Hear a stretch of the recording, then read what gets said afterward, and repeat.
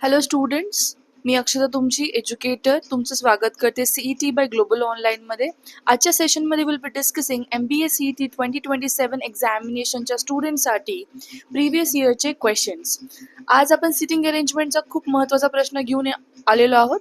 So PYQ सोबत कशा पद्धतीने आपण कॉन्सेप्ट अप्लाय करणार, त्यासोबतच काय स्ट्रॅटेजी प्रत्येक क्वेश्चन्सला वापरायची आहे या पूर्ण सिरीजमध्ये आपण कव्हर करणार आहोत. So without a further due let's begin with today's session. त्यापूर्वी ज्या विद्यार्थ्यांना 2027 MBA CET द्यायची आहे त्या स्टुडंटसाठी आम्ही नवीन बॅच घेऊन आलेलो आहोत, जी नवीन बॅच स्टार्ट होईल 31 ऑगस्ट पासनं. यामध्ये तुम्हाला डेली लाईव्ह लेक्चर्स आम्ही कंडक्ट करू हिंदी आणि इंग्लिश लँग्वेजमध्ये. रेकॉर्डेड सेशन्स जे आहेत आम्ही प्रोव्हाइड करणार आहोत.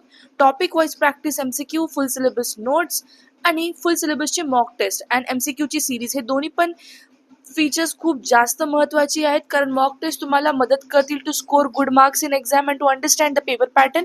आणि MCQची सिरीज जी आहे ती आम्ही अशा पद्धतीने बनवली आहे जी एक्झाम पॅटर्न कन्सिडर करून. सो दिलेल्या नंबरला कॉन्टॅक्ट करा किंवा ग्लोबल ऑनलाईन ॲप्लिकेशन तुम्ही डाउनलोड करून पण कोर्सला एनरोल करू शकता. Without a further due let's begin with session. This is the question.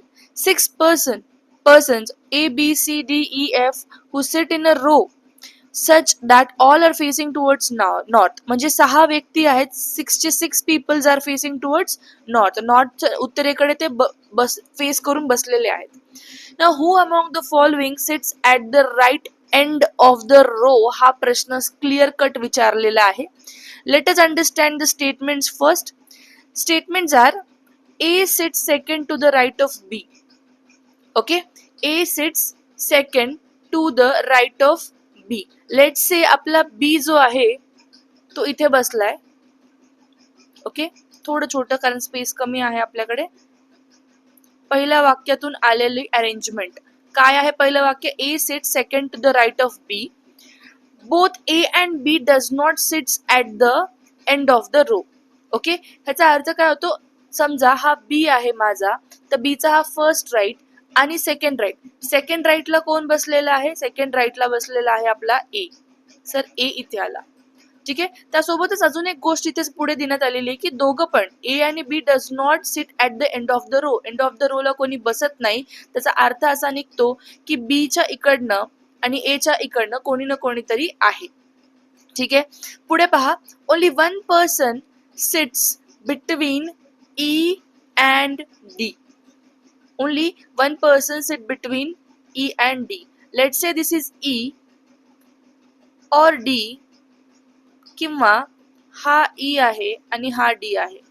आपल्याला माहित नाही एक्झॅक्टली E किंवा D कुठे आहे, बरोबर, म्हणून मी E किंवा D घेतलेलं आहे. ठीक आहे, सो E और D, इकडे पण E और D, दोघांच्या मध्ये एक व्यक्ती कोणीतरी बसलेला आहे आपल्याला माहिती आहे. ठीक आहे, म्हणजे सिच्युएशन अशी येऊ शकते सांगायचं तर ई आणि डीच्या मध्ये एक जण किंवा डी ई. नेक्स्ट पाहायचा काय दिलेला आहे इथे? C and F are immediate neighbour of each other. C आणि एफ हे जे आहेत इमिडिएट नेबर आहेत इच अदरचे. म्हणजे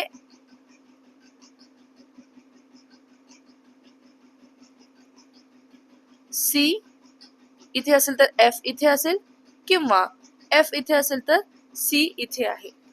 ठीक आहे, आता ह्याच्यामध्ये दुसरं गोष्ट काय दिलेली आहे? More than 2 person sits between C and E is not immediate neighbour of B. आपण थोडं केस वाईज डिस्कस करूया. त्याच्यात 2 केस आहेत, केस 1 and this is case 2. Okay, हे केस 1 आहे आणि हे केस 2 आहे. ठीक आहे, केस 1 मध्ये जर आपण बघितलं, केस मध्ये 1 मध्ये हे सांगितलं होतं की A sit second to the right of B, both A and B does not sit at the end of the row and only one person sits between E and D. हे 2 केसेसचे वाक्य आहेत. ठीक आहे, सॉरी, केस 1 चे वाक्य आहेत. So let's see discuss case first. Case first मध्ये काय बोललेलो आहोत आपण की बी आणि ए च्या मध्ये एक व्यक्ती बसलेला आहे आणि दोघं पण एंडला बसलेले नाहीयेत. म्हणजे पॉसिबिलिटी काय येऊ शकते यामध्ये की let's say B is at second position. Okay, total 6 व्यक्ती आहेत आपल्याकडे. ही झाली case number 1, right. Case number 2 अशी पण होऊ शकते ज्यामध्ये लेट्स से 6 पीपल आहेत, आपल्याला पोझिशन तर बी आला तर ए कुठे येईल, इथे येईल. Correct. The remaining open spots are position of first person, second person, fourth person and six person. Correct, अशा पद्धतीने. राईट. सो आपल्याला पोझिशन 2 आणि position number 4, position number 2 and position number 4 जर आपण बघितला, यामध्ये किती ओपन स्पॉट्स आहेत जिथे व्यक्ती बसू शकतात. तर पोझिशन नंबर 2 अँड 4 मध्ये एक्झॅक्टली एक स्पॉट लेफ्ट आहे ज्याच्यामध्ये एखादाच व्यक्ती बसू शकतो, दॅट इज बी. राईट. आणि आपल्याला इथे दिलेलं आहे ई आणि डीच्या मध्ये, ई आणि डीच्या मध्ये एक स्पॉट आहे. तर आपल्याकडे सेकंड केस अशी येणार आहे स्टुडंट्स, जिथे ई आणि डी सेकंड किंवा फोर्थ पोझिशन ऑक्युपाय करणार आहेत, किंवा दुसरी कुठलीही जागा नाहीये ज्यामध्ये एक सिंगल पर्सन येत आहे. ठीक आहे. सो ई इथे येणार किंवा डी येणार, किंवा डी इथे येणार, ई इथे येणार. हे या केस नंबर 1 च्या अकॉर्डिंगली आपण पाहिलं. Evaluate, let's evaluate the position number 6.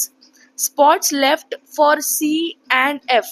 For C and F are position number 1 and 6. Right? Since we don't know यामध्ये की whether C is at position number 6, म्हणून हा स्टेटमेंट नंबर 1 जो आहे तो एकटा इनफ नाही आहे. ठीक आहे. Let's see now statement number 2. Statement number 2 मध्ये काय दिलेलं आहे, C and F are immediate neighbour of each other. Immediate neighbour of each other आहे. सो स्टेटमेंट नंबर 2 अजून यामध्ये इनसफिशियंट आहे, किंवा कारण आपण जेव्हा फर्स्ट आणि सेकंड स्टेटमेंटला कंबाईन करतो इथे, तेव्हाच आपल्याला एक फायनल कन्क्ल्युजन येऊ शकतं. ते कन्क्ल्युजन असं येणार आहे, पहा, या दोन्ही पैकी एका वाक्याने किंवा दोन्ही पैकी एका केसनी आपण उत्तर नाही सांगू शकणार. सो आपल्याला दोन्ही लागतील basically. So let's see, this is position number 1, 2, 3, 4, 5, 6. आपल्याला माहिती आहे बी आणि डी मध्ये, बी आणि ए मध्ये एक व्यक्ती बसलाय. राईट. सो इथे दुसरं एक वाक्य दिलं होतं सेकंड केस मध्ये, C and F are immediate neighbour of each other. Okay. पण आपल्याला हे नाही माहिती की एक्स्ट्रीम एंड्सला कोण बसलेला आहे. So I'll give you an idea now. First, second, third, fourth, fifth and sixth. ठीक है. So इथली जी first position आहे, it should be occupied by C or F. Similarly, position number 6 should be occupied by C or F. Immediate neighbor of A basically. Okay. Second position should be occupied by E or D. As neighbors are C or F and B. Right. So third position will be here B. Similarly, we don't know the fourth position is E or D as it was mentioned here.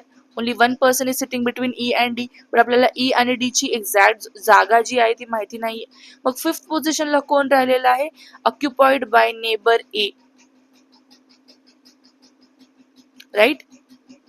So this is the final arrangement. So दोन्ही वाक्य जे आहेत, these are not enough to give the solution. So we need single, मतलब ह्याचा अर्थ असा निघतो की एक सिंगल वाक्य सोल्युशन नाही देऊ शकणार, दोघांना एकत्र यावं लागेल. So simply statement number 1 and 2 should be together to give the sufficient data or sufficient answer over here to us. Okay. So this was this data sufficiency का क्वेश्चन, and I hope तुम्हाला समजला असेल हा question. So ह्याच्यातलं correct answer जे येईल आपलं, that will be option number D. Both the statement 1 and 2 are taken together are not sufficient to answer this question. कारण आपल्याला सी आणि एफ जे आहेत ते इमिडिएट नेबर बोललेले होते, बट ह्या केसच्या अकॉर्डिंग आपल्याला उत्तर देता येत नाहीये.